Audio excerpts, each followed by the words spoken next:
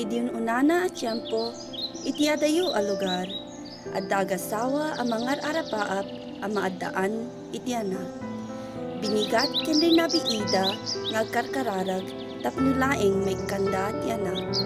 Ti maysa nga aldaw a pinagkarkararag ti asawa na.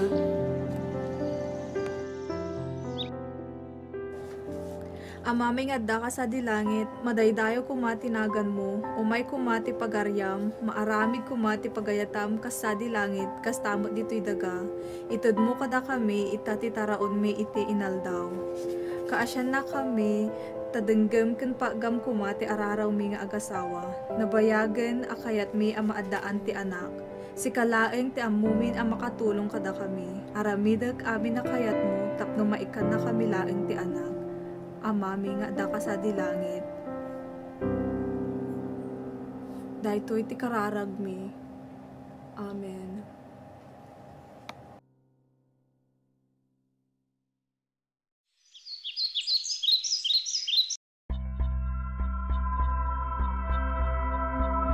Nangyagak ti kararag mo, ketipatkat ti dawan. Ngayon, at dadagiti kondisyon. Panaganam ti ilang, ti anak mo, ken masakalasaan ang masagid ti asinuman a lalaki. Nalawag kadi?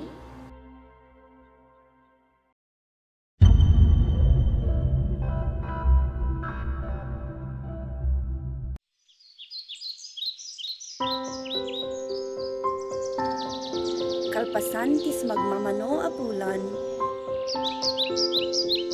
napatgan ti dawat da amadaan iti anak.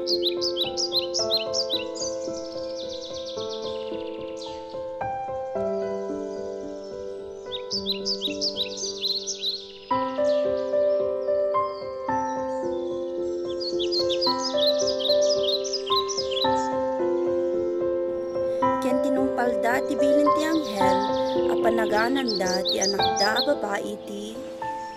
Ilang umay katiman balasan ko. Wen nanang.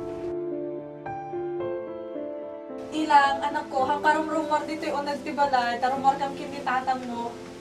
Wen nanang.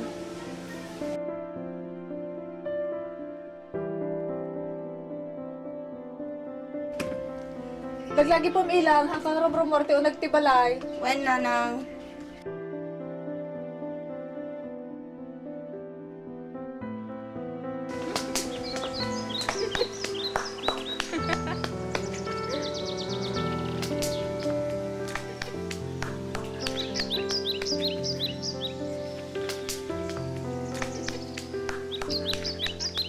Irwan!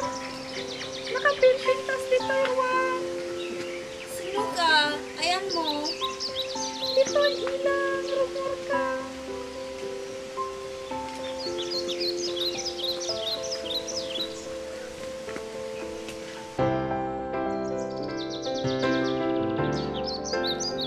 Kaputi kinapintas ti aglawlaw ang makikita na, nalipatan ni ilang ti bilin ni nanang na.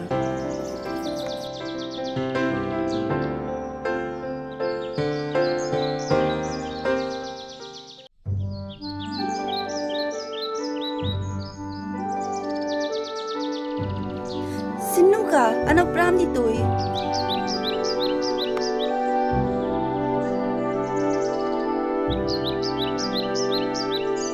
Siyak ni Juan, anak tinagan mo, napinta sa balasang. Siyak ni ilang.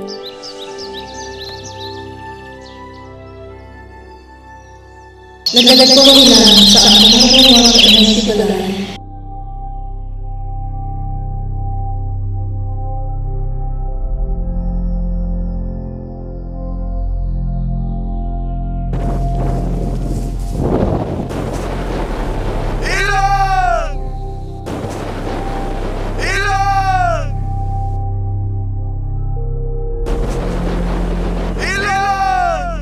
Kaputada nakasagid a lalaki ken ni ilang, nagpukaw akas lamay sa nga asok, nga awan makaammo tinapanan na.